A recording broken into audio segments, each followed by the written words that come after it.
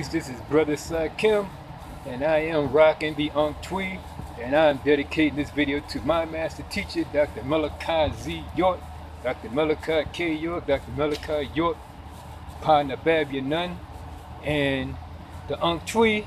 A lot of people ask me, is exclusively to the New Wapian Nation. I can care less what you say about my master teacher, but if it wasn't for him, I might be still chasing cracker-ass Jesus, thinking he gonna come back for me. You wanna know more about the New Wapian Nation? I advise you to look up New Wapian Assassin on YouTube, or look up the man that is his son, Prince York, on YouTube, and learn more about the New Wapian Nation. You might want to come and hook up with us, or you know, maybe you don't, just need more knowledge. Just check us out. Peace. Peace and blessings. This is Brother Sakim coming at you from the heart of North Philadelphia with another Key Life production. Soon to be Sakim Productions. I just have to wait another couple weeks before I can actually change it to Sakim Productions, if I do, because there's another brother out there with Key of Life Productions, and I don't want to clash, because sometimes when I go on a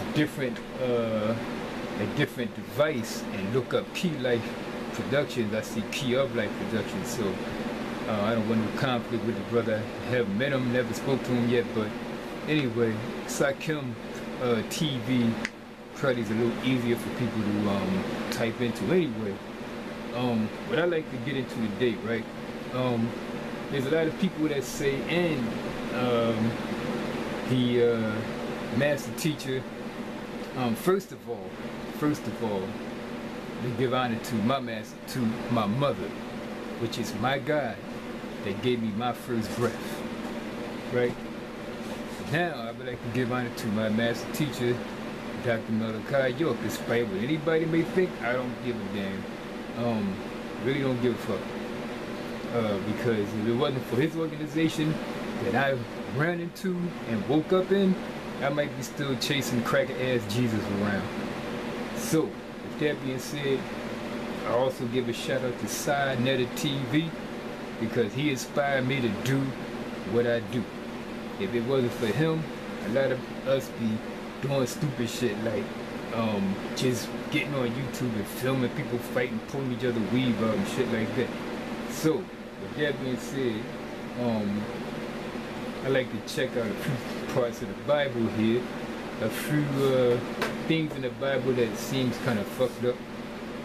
First of all, to me the Bible is a white man's slave book that he gave us to keep us in a slave state of mind, because remember, I know some people got a couple things to combat this, but you know, they're not here, so they can't speak for themselves. But anyway, they dragged us over on these boats, and mind you, shitload of us was here already. We was already here because no matter where the cracker go, they run into us. So after the cracker and some coons, some Uncle Toms, dragged a good portion of us over on these boats. Here they turned on us. They turned on everybody. We thought they was our friends. They wasn't shit. But everybody knew that the Arabs was way before this transatlantic slave trade. Arabs already did this shit to us before, but we're talking about right here the crackers. This book here called the Bible. When they brought us over here, they put us in. What they did was separated us from the children, so on and so forth. People know the story, and they wouldn't allow us to read. They would not allow us to read. If you get caught reading, they just fuck you up all kind of ways. They fuck you up all kind of ways anyway. But it's kind of strange that if I tell you I don't want you to read nothing, I don't want you reading anything, but yet I hand you this book and say, here, read this, because the man in this book gonna save you, because this book is what you should have to better your life. I hate your guts. I'm raping your women, molesting your children, molesting you, But I mean, the white man did all kind of bullshit. I'll go through some of that shit in another video, just in case anybody peeking in that, you know, don't understand some of the things that he did to us to put us in certain mindsets. But anyway, some people say you can't read the Bible literally. Okay? And some people say that you got to read the Bible because it has codes in it, and some people say astrologically. Some people say, symbolically, metaphysically, so on and so forth. I just want to point out a couple things. If you can't read the Bible literal, I just like to point out a couple things that is kind of strange. Like how would you read these things astronomically, metaphorically, symbolically? Now,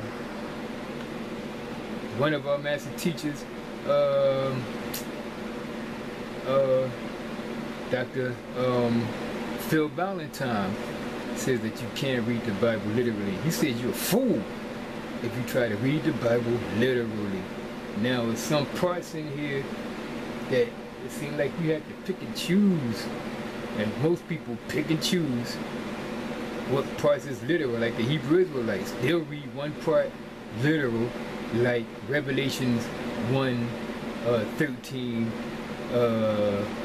through 15. Then you got they'll read that literal to tell you that Jesus is black man, which I really look at that real good, and from what I see, it don't really say that. It don't say that. But anyway, that's a different thing. I'll put that in another video. In fact, I already talked on it, but in smaller portions. But I'm gonna just make a whole video on that anyway. And then other parts, they read that you say you can't read literal. So they like are picking and choosing, like when it say you can't, like when it say that you can drink poison and live. Now they say that that's not literal, that's symbolic, because that don't mean you literally drink poison. That means that you're doing bad shit that the devil or Satan or Haitian or whatever you call them wants you to do some really messed up things, or wants you to commit sins and evils, and it's saying that that you have the the mind not to do these things. Anyway, you get what I'm saying, but a couple things I want to read out the Bible that sound kind of screwed up, and I would like to see somebody take these things that I read to you and break them down metaphorically or astronomically or metaphysically or whatever you say that the Bible should be breaking down. Everybody reads it because of a different perspective. I see it as a white man's holy book, because remember, like I was just saying, they told us they didn't want us to read nothing, whooped our ass when we read stuff, but yet they gave us the Bible to read. This is because they knew that this was all hooked up in the way that they wanted it to be, to keep us in a slave mentality. But anyway, let's go into this Bible and see exactly what we can find here. All right, we got Deuteronomy. Deuteronomy, what is this? The 22, 28 to 29.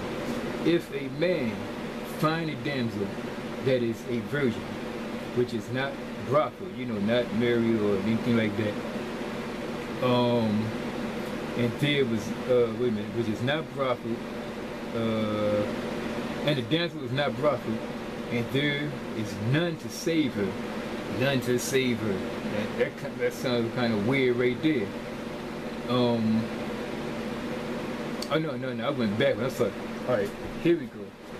If a man finds a damsel that is a virgin, that is not brothel, and lay hold on her, and lie with her, and they be found, then the man that lay with her shall give the damsel's father 50 shekels of silver, and shall be his wife, and she shall be his wife, because he has humbled her, and he may not put her away for all his days. Now, something wrong right there. First of all, when you humble somebody, that means you took them over. That means you could have did anything from force them to do what you want them to do, to somehow coerce their mind or their brain into doing what you want them to do. You humbled that person. Like if you beat the shit out of somebody and they on the ground, like please don't kick my ass no more. You humbled that person. This Bible treats women like shit. This is one of the things where we're gonna go into another one in a few minutes. Now, if he look now, let me see back here, because I read something by mistake earlier. He found her and brought her damsel cried, for he found her in the field and boggled and what is this? And boggled damsel cried, and there was none to save her. None to save her. That sounds kind of funny, but I'm not going to go back to that. I'm just going to stay right here. Now, he humbled her. Now, humble, as far as I know, I don't know the exact word, but as far as I know in the Hebrew language, humbled means to take by force. And to take by force, if you take a woman's body by force, that means you raped her. Simple as that. So, this is saying that if you rape a woman, if you rape a girl, that most likely, if she's, you know, if she's not brockled, if she's not engaged or married or anything, most likely she's a young girl, and you rape her, and y'all be found, you got to give her daddy some money because you have humbled her. I don't like religion because I respect women. Now, I would like for somebody to break that down. That probably would be easy to break down, but I still got a lot that I can come back with that on. But we're gonna go on to this right here. Somebody break this down for me. Deuteronomy 25. Exodus, Numbers, I should even turn.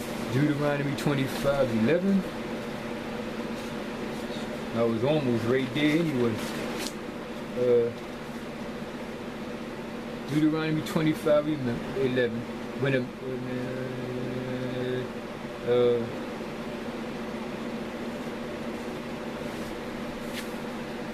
All right. When a man strive together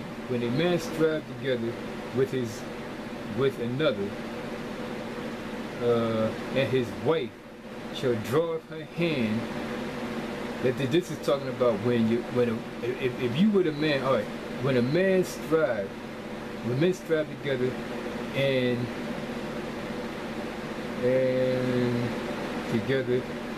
the wife of one draweth her hand,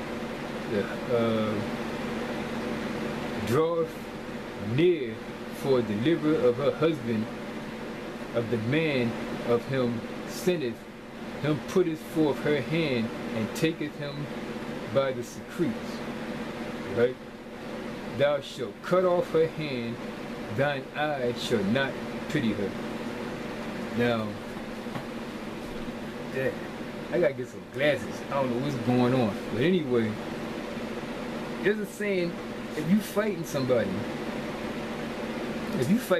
and you get your ass kicked, and your woman grab his balls to give you the upper hand, to help you win, you're supposed to cut off her hand.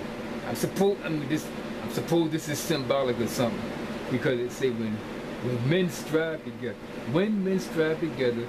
one with another, and the wife of one draweth her hand, because I'm looking at this, because this was like people was saying for hand to help you, you're supposed to cut a hand off, but it say strive together. So what is strive together? Strive. let's just go in here.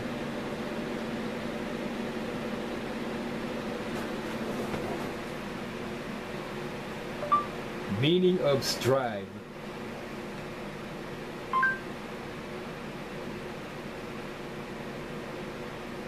Oh, it's coming up now. Probably because I had that fan on.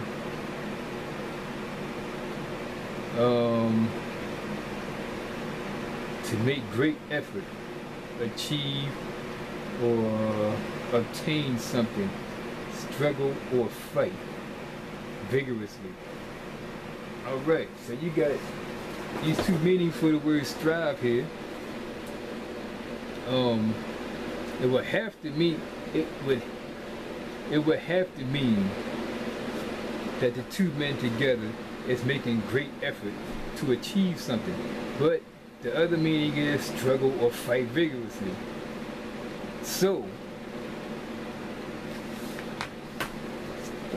if it's saying that the woman, I don't know, what's camera acting stupid, but anyway, and the woman draws near to deliver her husband out of the hand of him that smiteth him, that means they're fighting. That means if you are fighting somebody and he starts kicking your ass, and your wife or your woman reach out and grab his balls to help you get the upper hand, you're supposed to join in with the dude that's beating your ass now and cut your wife's hand off. Could somebody please break that down astronomically, symbolically, metaphysically, or whatever else kind of way that you say the Bible is supposed to be breaking down in? Because that just don't make sense. Cut a hand off. I mean, the shit just don't go together. Because the first part, the two men strive together. If they're fighting and she tries to save you, I'm just trying to wrap my head around this. And she tries to save you, you're supposed to cut her hand off.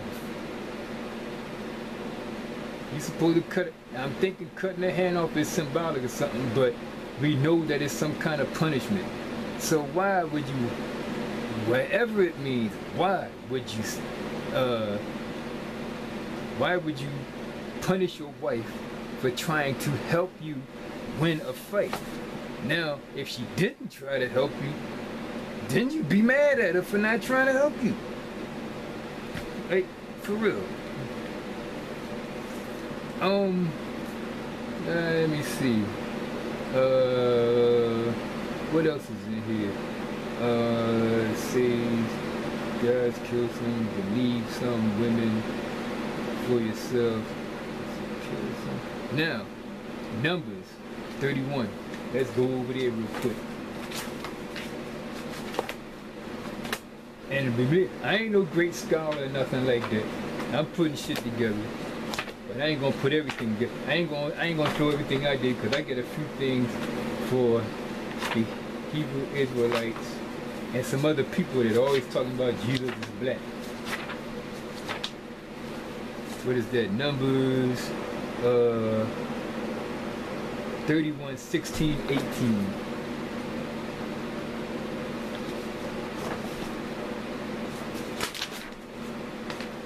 You're just going to see, because I just wrote down some things and I'm learning as I go through them. So 16, 18. Oh, damn it! I'm in Deuteronomy. You see, I told you I ain't no great scholar. 31. Yeah, I went a little too far. I was going so fast. And this is the first thing that I really did in front of a camera like this, so just bear with me a little bit. Numbers 31.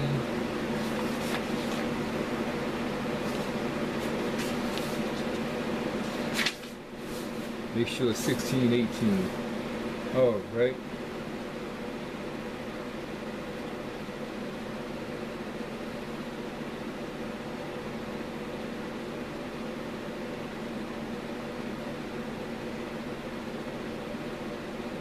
16:18, behold, these caused the children of Israel through the counsel of, I believe it's called Balaam, to commit trespass against the Lord in the matter that the Purah, and there was a plague among the congregation of the Lord.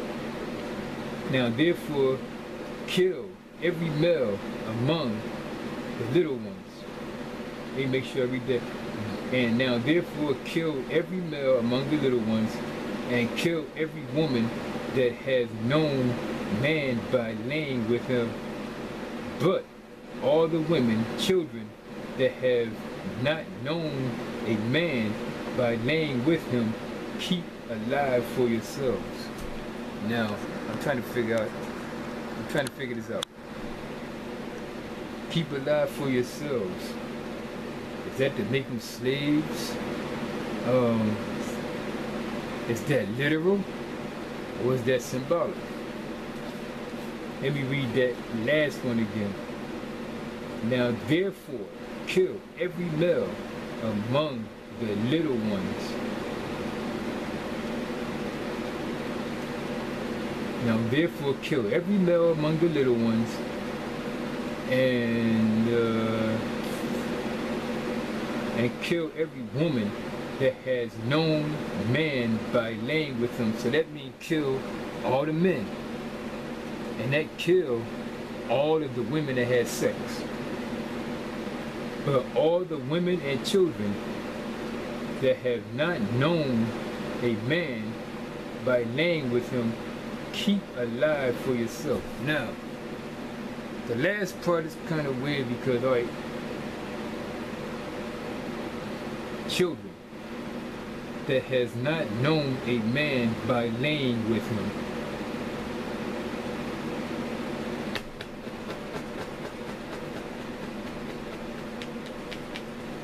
That sounds to me like you're saying that any children that didn't have sex, you can keep for yourself.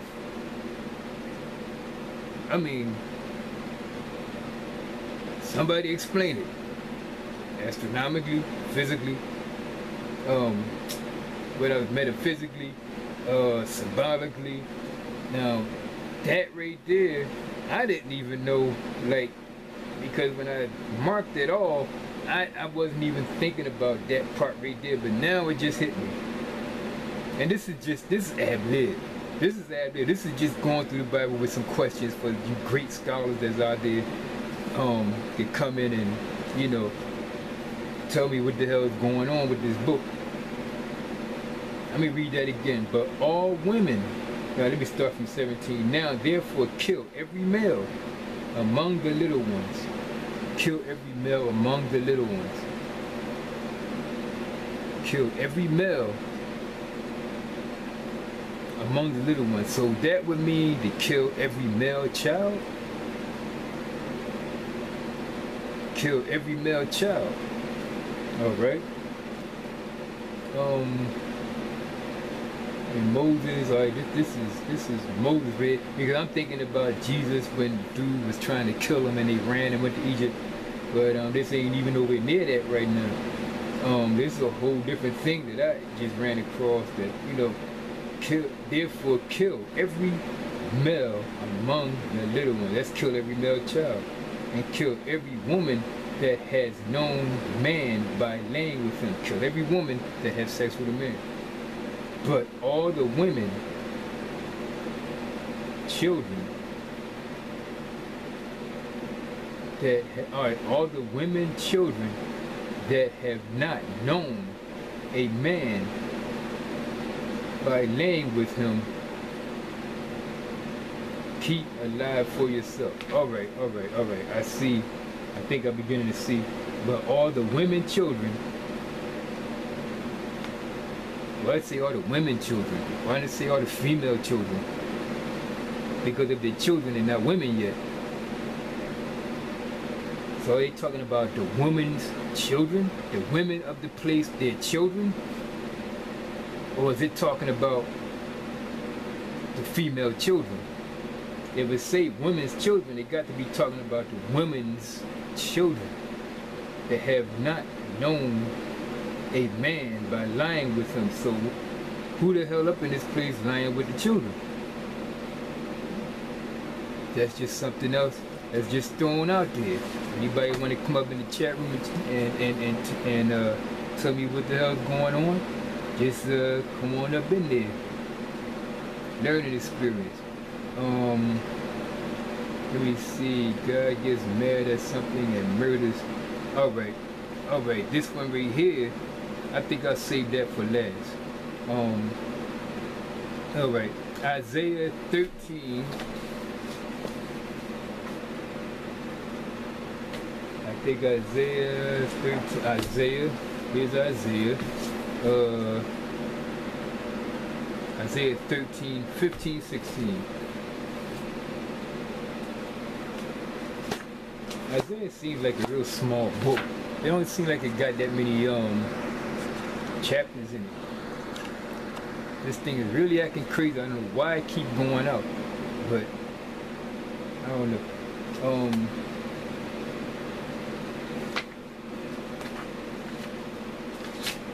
I gotta get a decent camera.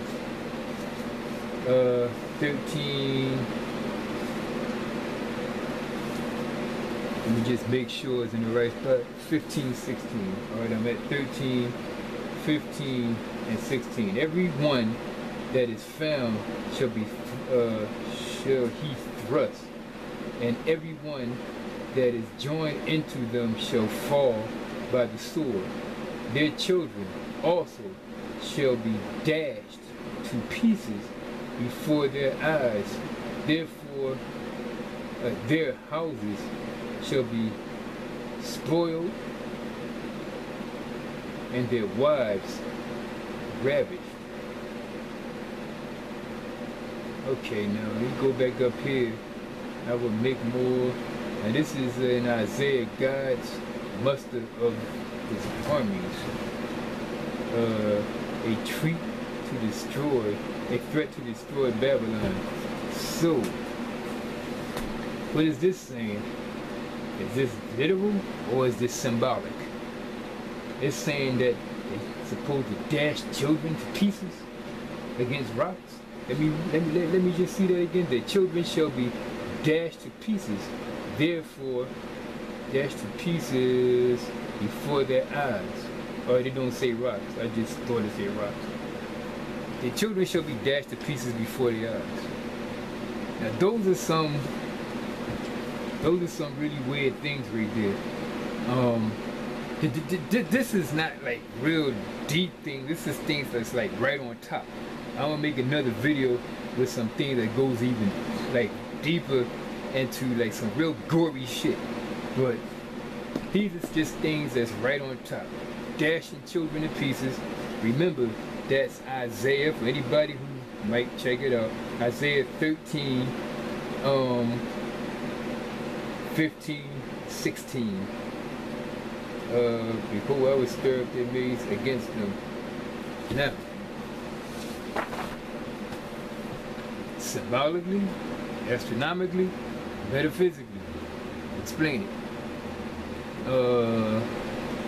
The Edomites, or your brother.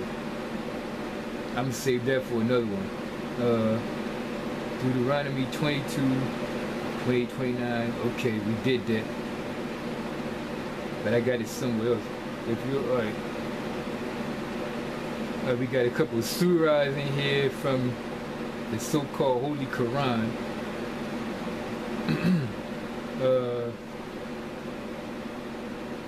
Let me see. Maniac God tells me. Let's go over here to Numbers 25, 3 to 4, and just see what this says, because I marked this stuff off so long ago in this book, and I pretty much forgot what a lot of it said. So I'm going to go in here and just check this out. Wait, what was that? Numbers 25, 3, 4. Because I used to be a Christian, so I'm kind of discombobulated. Haven't been running through the Bible a whole lot. Gotta get back on track with it. Damn, I'm running my mouth. The camera keep going out. But hopefully it's still recording. I ain't talking for nothing. Maniac God, numbers 25. Okay, I ain't even near 25. Next time I'm gonna have everything already. I'm gonna have little bookmarks and everything, so I can just pull it right on open and just go right to it. They got some pictures up here with all the crackers in it. 25, 3 and 4. Let me go back just a little bit. 25, 3 and 4.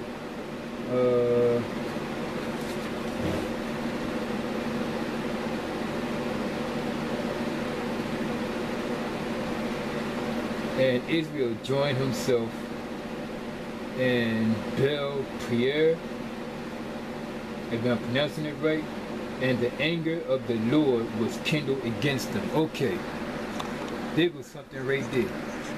And the anger of the Lord was kindled against Israel. Okay, and the Lord said unto Moses, take all the heads of the people and hang them up before the Lord against the sun. And the fierce anger of the Lord, did that say that the fierce anger of the Lord may be turned away from Israel. Okay. Now, with that one right there, I'm gonna just go to one part with that. It's one part. Literal, astronomically, metaphysically. And the Lord said unto Moses, take the heads with women, join her, and the Lord was, and the anger of the Lord was kindled against Israel. Okay. My question is, where's the disconnect? Where's the disconnect that the anger of the Lord, that the Lord's anger, that the Lord can get angry at a certain point in time? The Lord can, by the way, look at these little cream puff white folk. People look at this shit and they love whitey. But anyway, how does the Lord get mad? He's all knowing. He created everything. He's everywhere all at one time. Let's go with the all knowing part. All right. 1 trillion years before he created anything, he should have known or would have known, because he's all knowing now, that this particular incident is going to happen. This particular incident is going to happen somewhere down the line, and he could have stopped it, but he let it go on. So now he's angry. If the Lord, if you, alright, let's say you tell your child not to go outside. You say, fuck that, I'm going outside, and he goes outside. You get angry because he went outside. You didn't know whether or not he was going outside or not. Or maybe you did know he was going outside. But if you did, maybe you were just sitting and waiting. And either case, you would have to have been sitting and waiting to see if your child was going to go outside against your wishes. Right? And now he went outside. Now you can get angry. That means you didn't know whether he or she was going to go outside or not. If your friend, if you eating a cheesesteak, trip and knock it out your hands, shit, you might forgive him, but you're going to be angry as hell. He knocked your food out your hands, you're going to be like, the fuck? You're going to be angry. Somebody walked up to you and slapped shit out of you. Now you're angry. You didn't know it was going to happen. Now you're angry. Do you see where I'm going with this? In order for the Lord to get angry, or anybody to get angry at a certain point in time, they could not have known that this particular incident was going to occur until it occurred. So, because if that's the case, the Lord should have been angry 1 billion years before he even created anything. Before he even decided to create something, he should know that you was going to do this particular thing. You see what I'm saying? And he should have been angry back then. Therefore, he could have stopped it. That goes on with the flood and everything like that. But see, I think I'm gonna get with the flood maybe in another video. But I mean, when you think about it, the flood story, yeah, I'm gonna get with that. In fact, I don't even want to get with that here because I don't want nobody to analyze the shit that I say to it. I want to put that to somebody like on another platform, like maybe side of the TV or some shit like that when I'm actually debating with somebody, because I got so many levels to that. I got so many levels to that, to that damn Noah's flood thing. See, the Bible, all through the damn Bible, actually give you, like, they want to give you the concept that God is all-knowing, that this being, this guy up in the sky that's doing all this shit is all-knowing. But the Bible, for real, is breaking it down to tell you that he's not. And this is one of the things right here. If the Lord can get mad at you at a certain place at a certain time, then he couldn't have known that you was going to commit this particular act, because he should have been mad before you committed it. Before he even created you, before he even created this damn planet, before he even created existence. He should have been mad. He should have been like, damn, so Kim gonna be on the damn, what's the name, talking all this shit about me. I'm mad right now. So, is he getting mad at me because I say I don't believe in his ass? Or was he mad at me a billion years before he even created anything? When did he get mad at me? I'm sure he's pissed off right now. Now, let's find something else. And mind you, that this is just things that's like right up on the top. That this ain't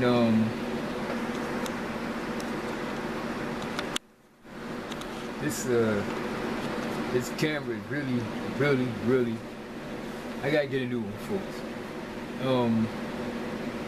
My beloved pastor, wait a minute.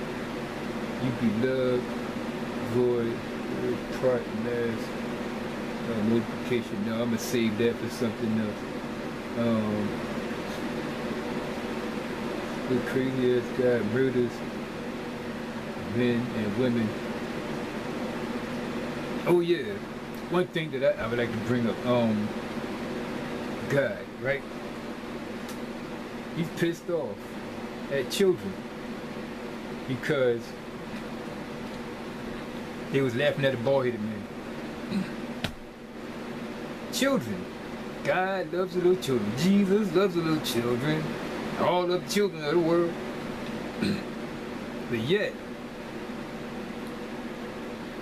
when the little children laughs at Elijah because his bald-headed ass walked out with no hair,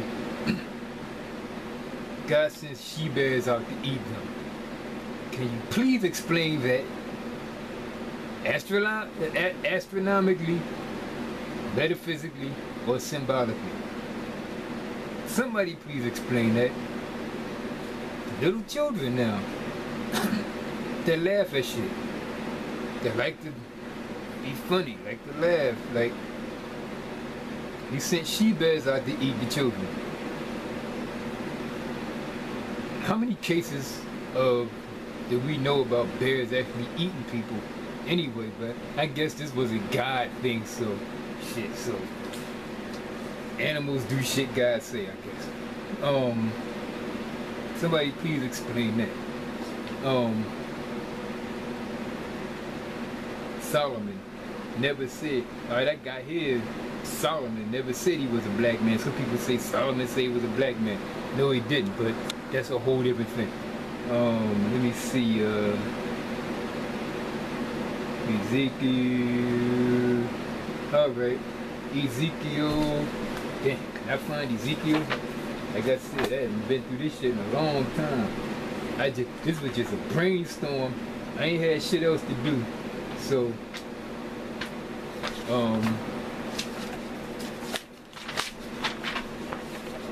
so next time, when I put something together, I really wanted to, somebody I wanted to get an interview with earlier, but it didn't go down, and I still wanted to do something, so fuck, I just turned on the camera and started running my mouth. Okay,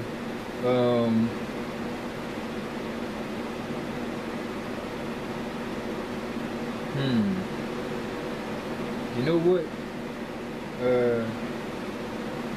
Okay.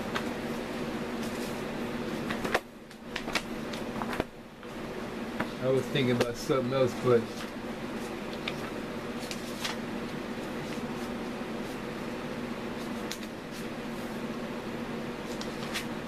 Ezekiel is over here, and Ezekiel 5:10. Okay. Let me check this out real quick. Therefore the fathers shall eat their sons in the midst of thee, and the sons shall eat their fathers. There's got to be some symbolic shit.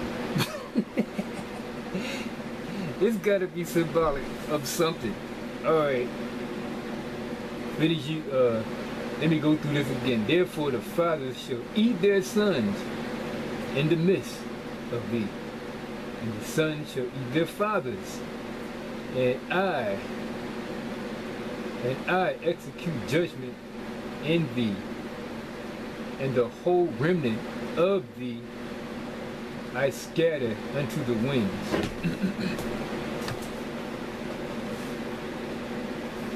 So is that the thing when Polite was talking about Hebrews eating their children?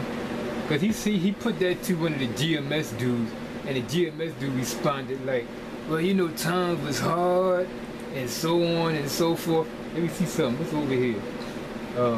Populated from the youth until which eat thyself, and they torn pieces and came. Alright, let me check this out. Then I said, God, behold, my soul has not been polluted from the youth up even till now. I have eaten of which dieth of itself, or torn in pieces, neither came in the abominable flesh unto what made a mouth. Okay, that's not it right there. That's just some weird shit. Sound like the dude ate something that died. But then again, when you eat chicken from the store, you eating something that died. Now, I can see somebody coming that. There's another part. There's somewhere else in here that I'm missing. Something that I'm missing. There's more to it than this. Let me see. Wherever I live, which surely cause not scattered. I think the Hebrews or somebody going to say that I scattered into all the winds. Probably going to be talking about black folks when they were taken to slavery and scattered and become diaspora and so on like that. Now this right here seems kind of weird what I'm doing, because it seems like the flow is so much easier when I'm actually arguing or debating with somebody. But there's nobody around here to debate with. It's like hard to get this shit out. It's not, like when I'm sitting in front of somebody and he's throwing shit at me, I'm throwing at him, it's easy. But ain't nobody throwing nothing back at me, so I'm not really like coming up with shit to throw back at him. I'm just reading shit out the Bible and telling somebody to come on board and check it out. But I ain't got shit to do. All right, look, right there, it looks like it talks about people eating their children. Um, somewhere, I believe it's somewhere in Deuteronomy. Let me see if I got it marked. Deuteronomy.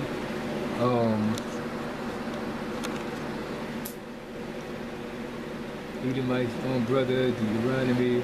It's okay to rape. Exodus. Commanded death. God commanded death. Friends and family. Alright, that's the Quran right there. Exodus, God gets mad. I'm gonna say that for last.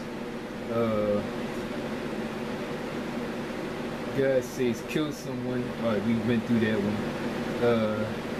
You can love droids at a mess. I'm not gonna save that one for another time. Have it more organized next time.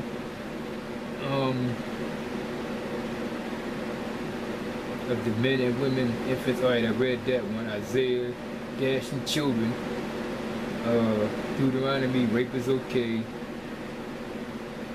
Alright, let's check out Deuteronomy 21:18.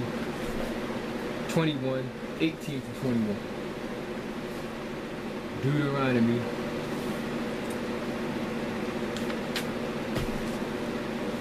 This is 21. Gotta keep an eye on that camera because they keep going out. I don't know why. It's getting nerve-wracking reaching up there.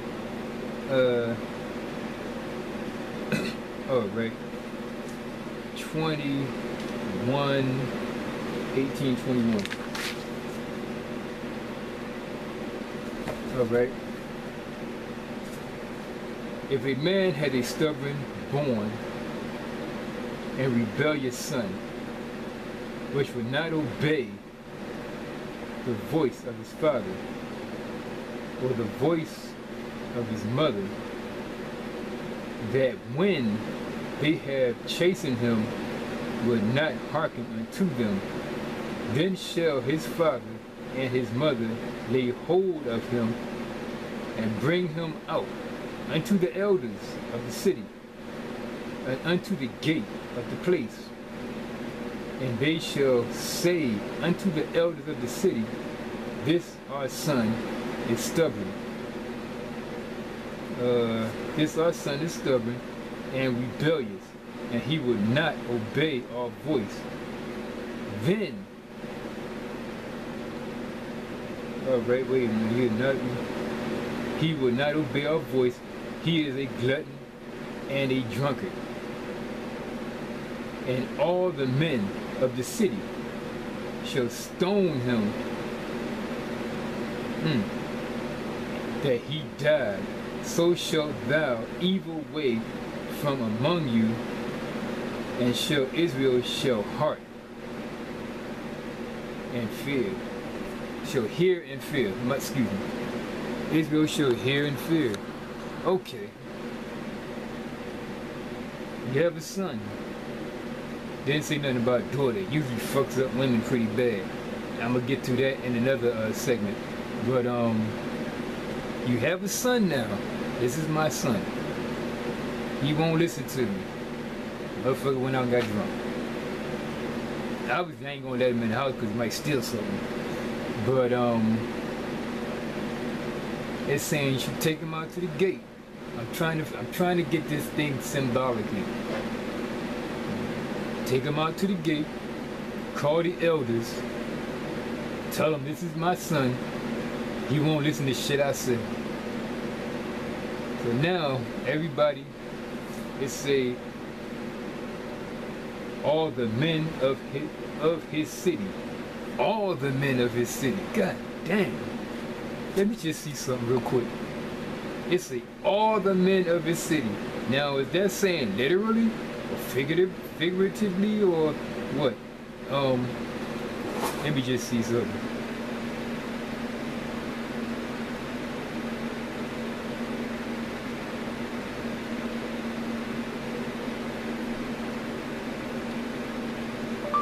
How many men live in Philadelphia?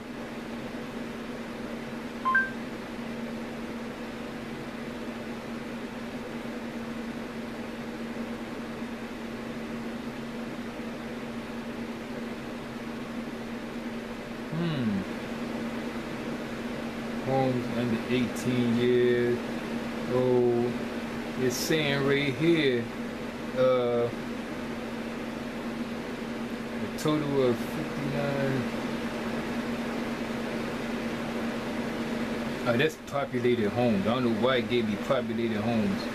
Let me just go like this.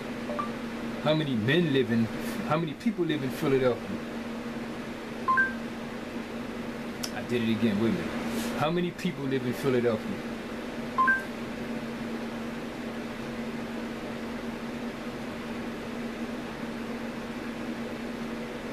It's I guess there's a total of 1,526,006 people. And then it talks about the households and so on and so forth. So I guess if you cut that in, I mean, that's a lot of people. That's hundreds of thousands of people. Now we read literally now. If we read literally, it say all the men of the city. All the men of his city shall stone him with stones that he died. That's... do you know what he would look like after all those damn stones hit him?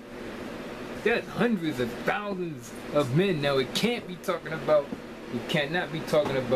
hundreds and thousands of people stoning this dude. That's crazy. That would be insane. But anyway, whether it is or not, it's literally saying that you're taking your son out and letting a bunch of people kill him because you ain't listening to him. Who? I mean, we got some pretty fucked up people out here that will kill their children. We got people out here that do horrible stuff to children. But anybody in their right mind is not going to take their son out because he won't listen to him and let a motherfucker stone him to death. Or in these days, probably shoot him to death or beat him to death or whatever. Damn, what time is it? 2:58.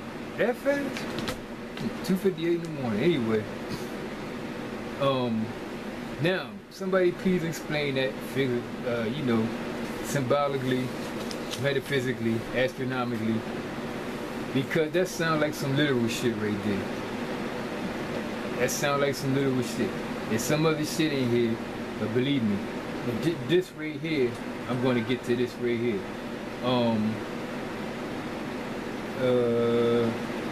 Maniac guy gets mad.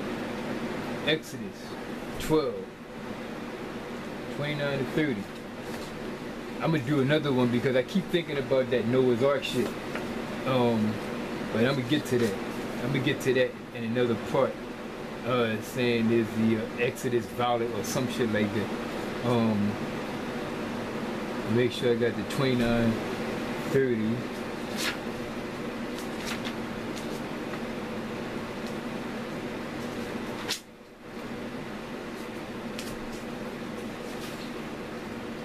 Alright, 29, 30. And let me see. Somebody calling me?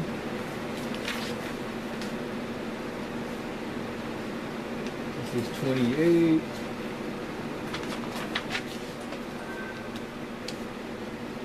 This is 29. That don't make sense. Okay.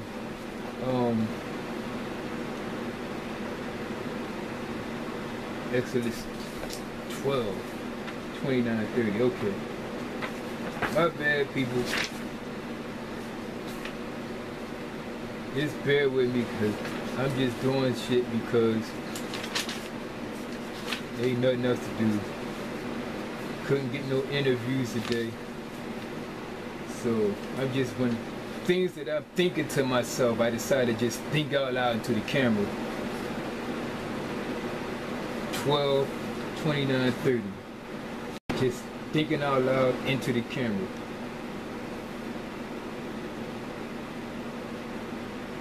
Okay. Now. We'll cut off conditions before. So You shall follow and destroy. That's not it. Okay, wait a minute.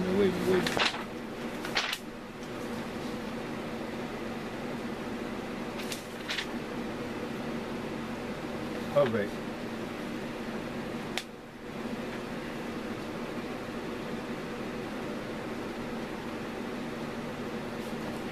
Just a few minutes, people. Here we go. Couple of seconds. Coming right up on it. 12, 29, 30. Okay. And it comes to pass that it comes to pass that at midnight the Lord smote the firstborn in Egypt land first, from the firstborn of Pharaoh that sat on his throne, unto the firstborn of the captive, unto the firstborn of the captive that was in the dungeon, and all the firstborn of the cattle. And Pharaoh rose up in the night. He was there. He and yeah. One minute. I'll be there. And Pharaoh rose up in the night, and he and all his servants and all the Egyptians, and there was a great cry in Egypt. All right, I'm not going to go through the whole thing. This is the thing. Jesus, no, God, I'm sorry. This is talking about Moses down in Egypt land. Now, this is the thing, but because I talk about this all the time, so I really don't have to read it. God told Moses, go let the people go. Told Moses, go tell Pharaoh to let the people go. All right. He told Pharaoh. He trekked across that hot ass desert. That hot ass desert. Told Pharaoh. Now, God said let the people go, but Moses didn't know that that God went ahead of him, hardened Pharaoh's heart, and told him and made him not let the people go. He hardened Pharaoh's heart so that he wouldn't let the people go. So Moses made that long ass trip for nothing. Now,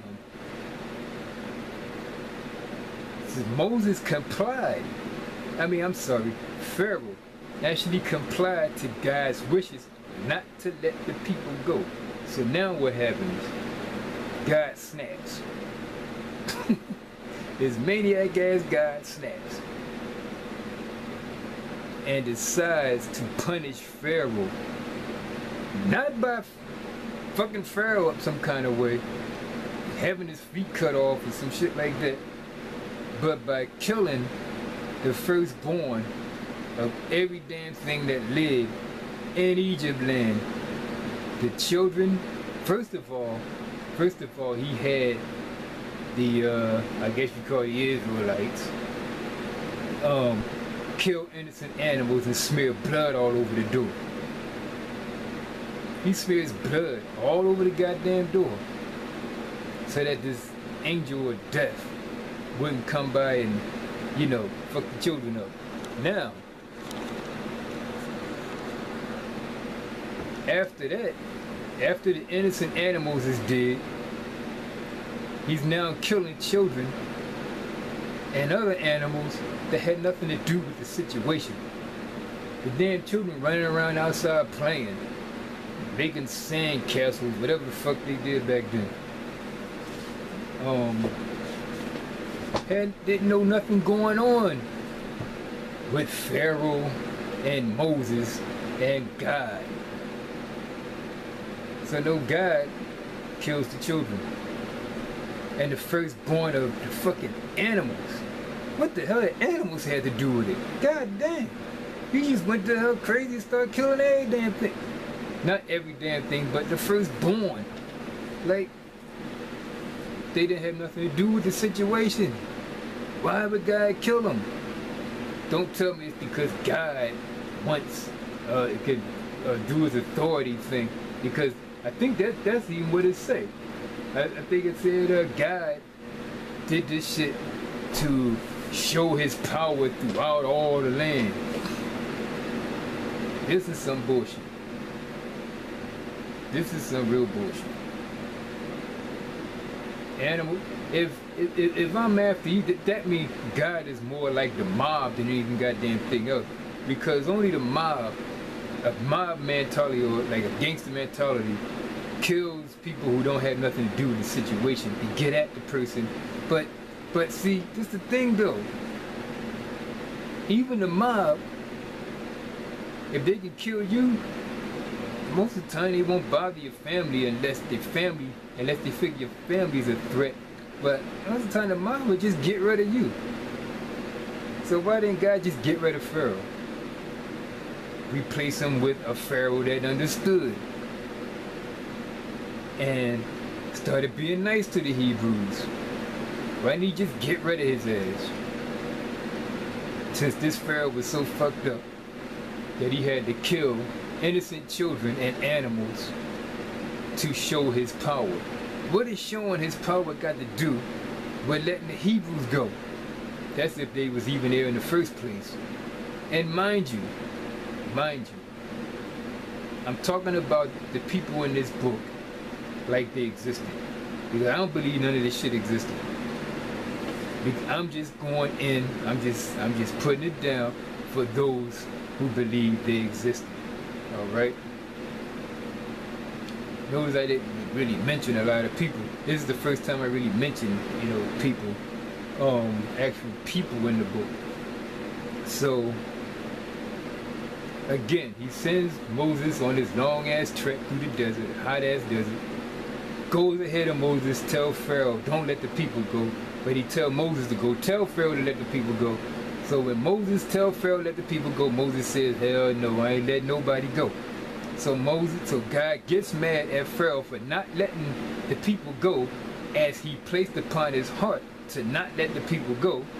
And he goes crazy and kills children and animals, have blood smeared all over the goddamn doors, and won't let the damn people go. So this guy is like some kind of goddamn maniac. If you look through the Bible, you see God killed more damn people than the devil anyway.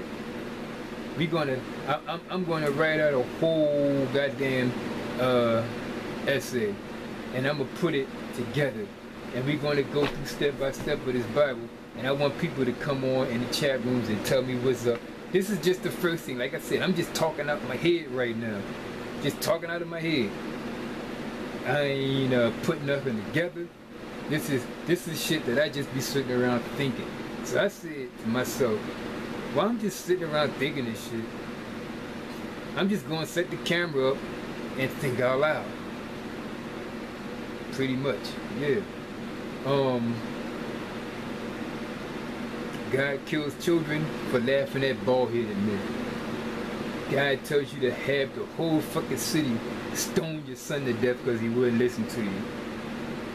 God tells you to cut your woman's hand off because she helped you win a fight. God, what else did he do?